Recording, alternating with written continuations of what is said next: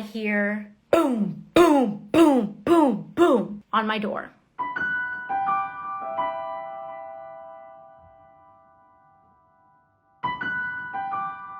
I hear these huge, violent bangs on my door, and then every door going into my office. I run over to G, and G just looks at me back, and he just goes, hide, run and hide. And so I run back into my office. I slam my door. There's another kind of like back area to my office, and I open it, and there's a closet and a bathroom.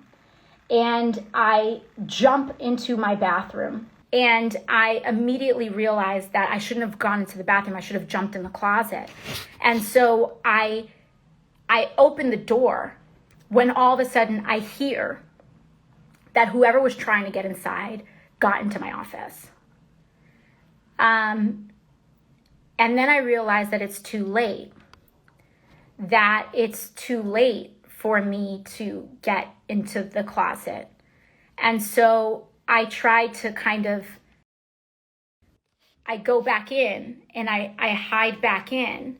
And so I hide behind my door like this, like I'm here, and the bathroom door starts going like this, like the bathroom door is behind me, or rather in front of me, and I'm like this, and the door hinges right here, and I just hear, where is she? Where is she?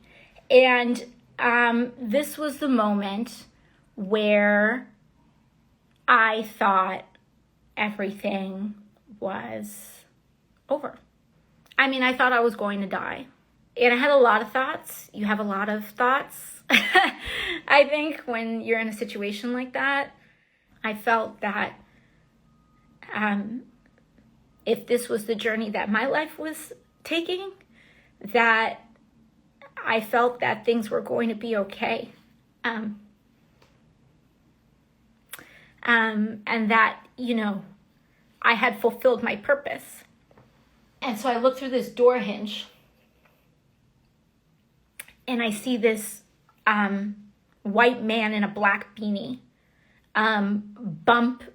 just like open the door of my personal office and come inside the personal office and yell again, where is she? I have never been quieter in my entire life. I was just, I don't even know if I held my breath, but I was just, here behind there, and I just start sliding down. And then all of a sudden I hear my staffer G yell out, it's okay, come out. I'm still processing the end of my life when I come out. And I come out, and this man is a Capitol Police officer. Things weren't adding up. Like, there was no partner there.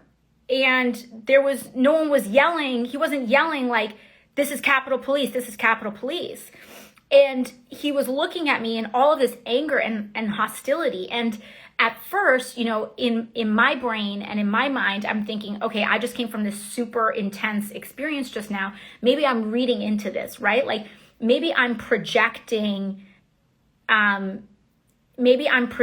like something onto him that like, maybe I'm just seeing anger, but maybe he's not trying to be angry. But I talked to G, my legislative director, after the fact, and he said, no, I didn't know if he was there to help us or hurt us either. Like so many other communities in this country, like just that presence doesn't necessarily give you a clear signal if you're safe or not. He basically says, go down and go to this building. But he just says the name of the building. Doesn't say anything else. But we're so rattled in that moment. And the situation felt so volatile with this officer that I run over, I grab my bag, and we just start running over to that building. And it wasn't until we get to that building that we realize he didn't give us a specific location. He told us to go to a certain level of a certain building. And that level of that building was street level.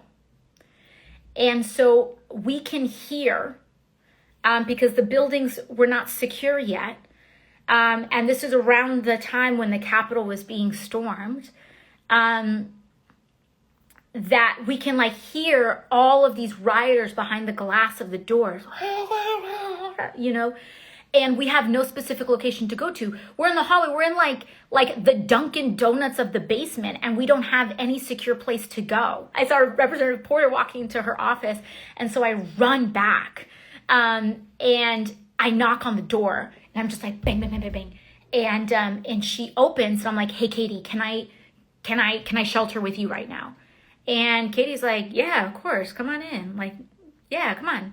And so we go into her office, and I'm at like a 10, right? Like I am at a full 10, fight or flight, thought I was going to die like 10 minutes ago, then thought I was going to die again, because I have to tell you that when I was banging on this door, I had thought, fully expected that by this point the building had been breached and there were people walking the hallways. Like this was what I had fully expected to be having been gone on in that moment. G and some of the other staffers are pushing like the couches up against the door. And you know, I had this thought then, and I, you know, so many have made this point since, but it's like all of these drills that people had on school shootings. These folks who tell us to move on, that it's not a big deal, that we should forget what's happened, or even telling us to apologize.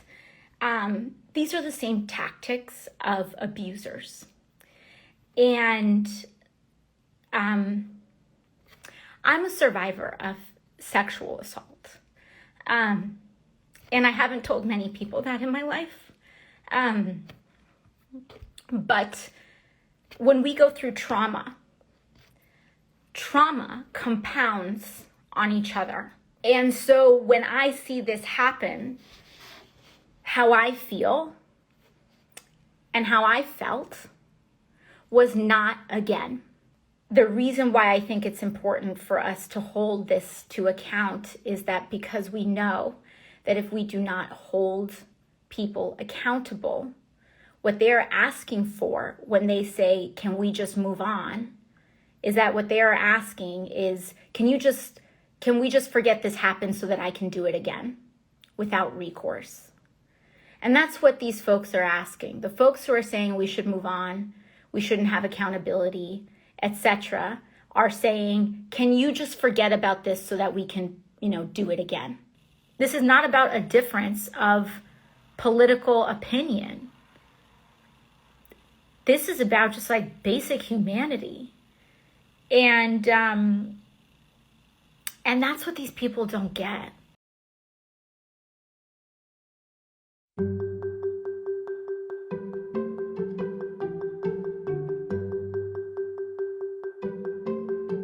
Okay, so I've addressed this question before, but I don't think I've ever made an actual video on it, so I'm gonna try to do that really quick. So when kiddos first come to us, we always address ourselves by our first names or by nicknames like Bree and Sai or whatever. So our first placement was 14 months old. She really didn't call us anything. And then we took in a sibling set of a boy and a girl, and they ended up calling us Sai and Pretty. The little girl called me Pretty. I think it was because I used to always call her Pretty, like, wow, your dress is so pretty, wow, you look so pretty. And we only had them for like a little over a week. But by the end, she called me Pretty. And then the boys is where it kind of gets a little fuzzy. We called ourselves Bree and Sai to each other and to them, but they were only 1.5 and 3 months old. So after a while, the toddler just started calling my husband Daddy and calling me Mama. I asked the caseworker what I should do, and she told me to let them do it. Because kiddos this age especially need stability, and they need a mama and daddy. So we used to just tell him that he's just blessed to have 2 mommies and 2 daddies. But we always play it by ear and let the kiddos decide what to call him.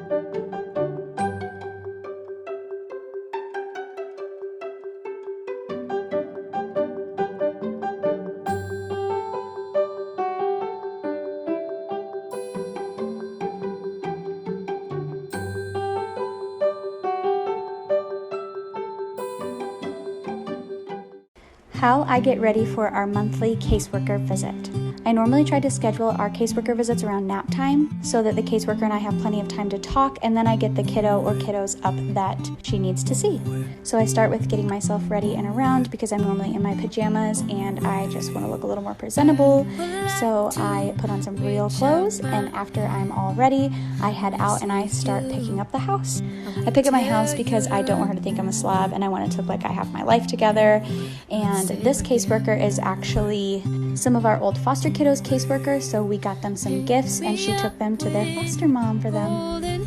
So I wrapped those, and then I realized that I was an hour early. Oops. And then I got baby girl up and fed, and we talked with our caseworker.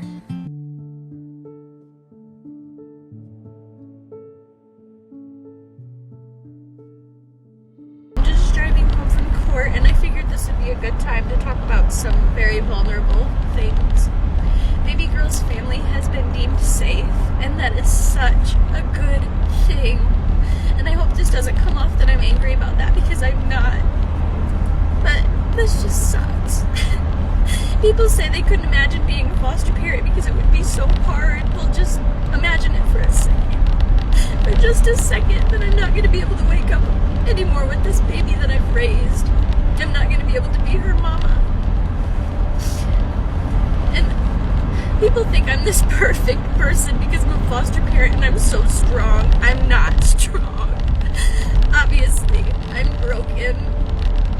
But I'm just doing my best. So hug a foster parent because this sucks. The system sucks. Here's what we do when we say goodbye to our foster kiddos. I start by packing all of their things in backpacks and Rubbermaid totes. And here is all of her belongings.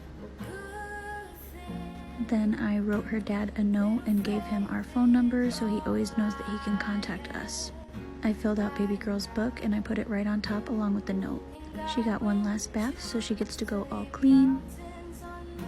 Then my husband started taking her and all of her things out.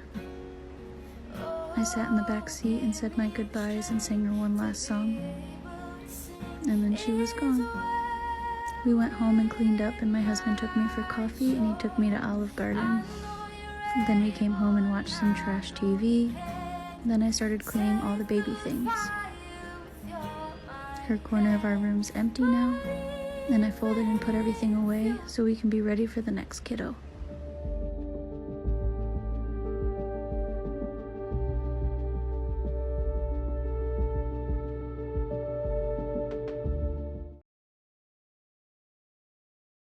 How to eat acorns. Step 1, put your acorns in water. Any of the ones that float are a bad nut, like that guy with the Willy Wonka TikTok. Make sure to throw any out with a hole in it, because that means an acorn weevil beat you to it, you goober. Oh guys, this one's already sprouting. I'm gonna plant them and grow a new tree. Next is the crackening. I hold it in place with a nutcracker, then smash it with a hammer. Success! Now I have to do this like 200 more times. When you take the nut meat out of the shell, try to get as much of the skin off as possible too. Put the nut meat into water to stop oxidation and to start leaching the tannins out. Also, it's tomorrow now. After a day, it'll look like this, and all that color is the tannins yeeting themselves from the acorns because it's water soluble. To speed up the leaching process, you can also grind them into a meal and pass water across it because exposed surface area. Then soak until they're not bitter anymore. White oaks take like a day. Red oaks take like 3 weeks. I used my ground acorns to stuff a pan bread and make lace cookies. Let's make a fancy dessert out of seaweed. This is Irish moss. It is a red algae that I harvested off the coast of Maine, and it gels up when it's heated, so we're gonna try and set a panna cotta with it. I don't know, it might fail. First, rinse your moss, otherwise your panna cotta is gonna be salty. Put half the moss in hot water to gel and half the moss in cold water to rest. Next, heat up some soy milk, coconut cream, and sugar on your stovetop. If you're not a filthy vegan like me, then you can just use whole milk and a dollop of heavy cream. Once it starts boiling, add in your cold moss and your spices for flavor. I'm using sweet fern, but you can use normal people things like cinnamon. I stirred in some of the hot gel, and now we're gonna strain the whole thing. Pour into a mold and put them into the fridge overnight to set. Hopefully, y'all, it's set. And let's see how it is. Okay, damn, that's pretty good. That's pretty good. Hey, let's make a tasty beverage with a flower that you know. Two things. One, honeysuckle flowers are edible. Two, I have never seen this many honeysuckles blooming in the fall before. This year has truly been 100% pure, unrefined suckage. Anyways, while I cry about the environment, I'm also going to teach you how to make a fermented cordial with honeysuckle flowers. Step 1. Gather a bunch of flowers and feel zero remorse because honeysuckle is hella invasive. It is literally the 12-year-old shoplifting from Target of the plant world. Stop choking out our native species! Now, your colonizer flowers are covered in wild yeast, which is going to help convert this beverage into spicy water. Also, it's tomorrow now. We're going to feed the wild yeast with some sugar, water, and a little squeeze of lemon because you want the wild yeast to go crazy, but you do not want bacteria to go crazy. Give it a shake. Put a little fabric on top because the devil works hard, but fruit flies work harder. We got bubbles. It's an active ferment. I can hear it fermenting, which is a good reminder. Unless you pasteurize it, it'll keep going, so burp it or it'll explode.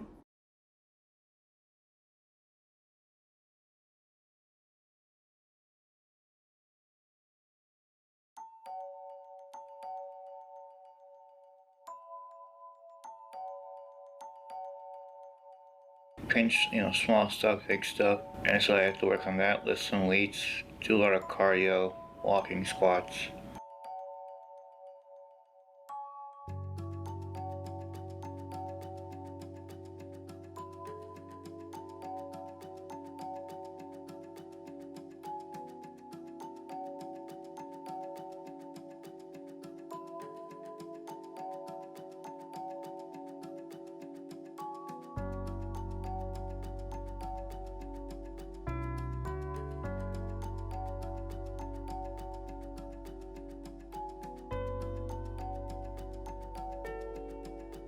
This is all research. It's not that someone has done this many times before and we have a kind of a schedule, a recipe to follow.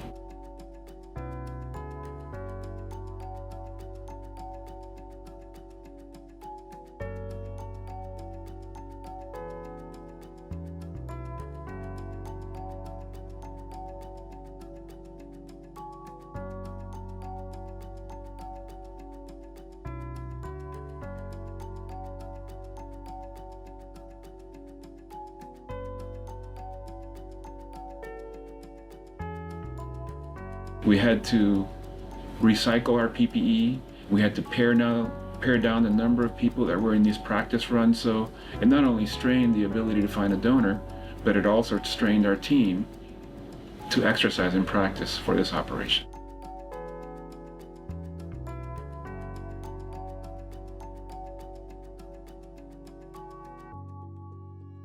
We had to sequence this operation in a way that we would first restore his right hand dominance. We're actually going to amputate his right arm and replace it with a functional hand.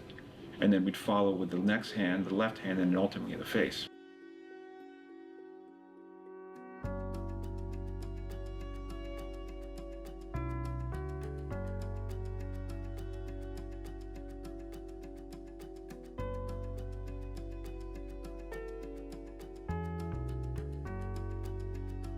A lot of motivation, a lot of patience, and you gotta stay strong to everything. You can't really give up. There's a lot of pride that goes into this because we accomplished all of this on what anybody from the outside would consider strain.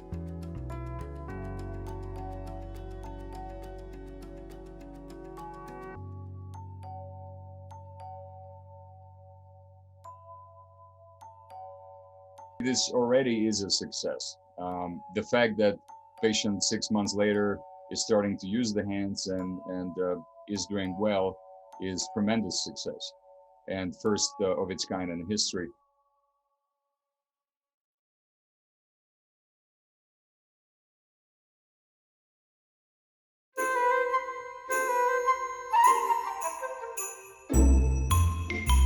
What happened with your Twitter account and the company page? Well, first mine was taken down because we have all the election fraud with these Dominion machines. We have 100% proof.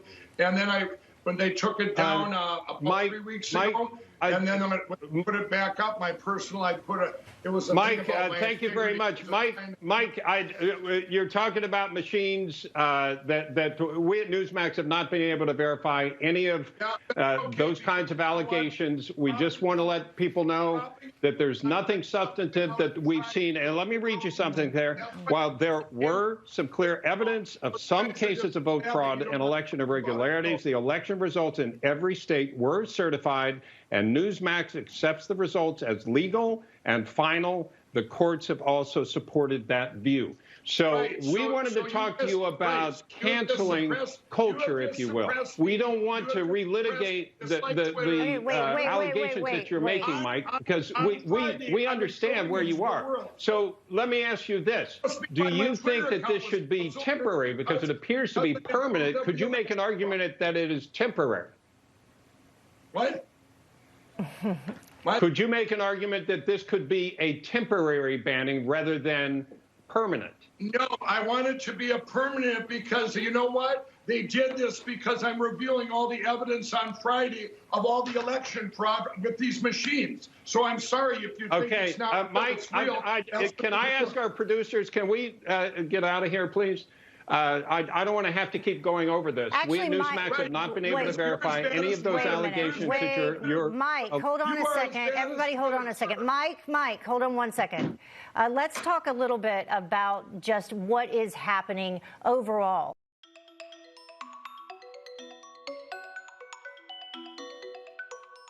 We are looking at every bad faith actor that has deliberately created and propagated falsehoods about Dominion and the processes that we were involved in.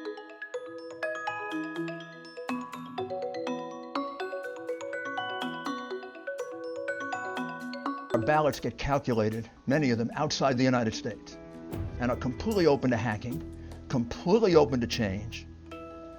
And it's being done by a company that specializes in voter fraud.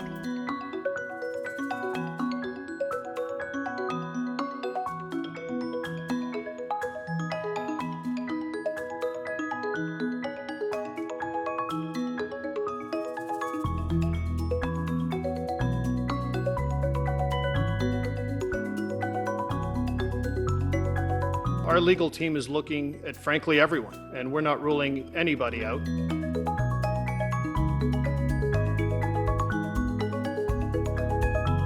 No evidence has been offered that Dominion or Smartmatic used software or reprogrammed software that manipulated votes in the 2020 election.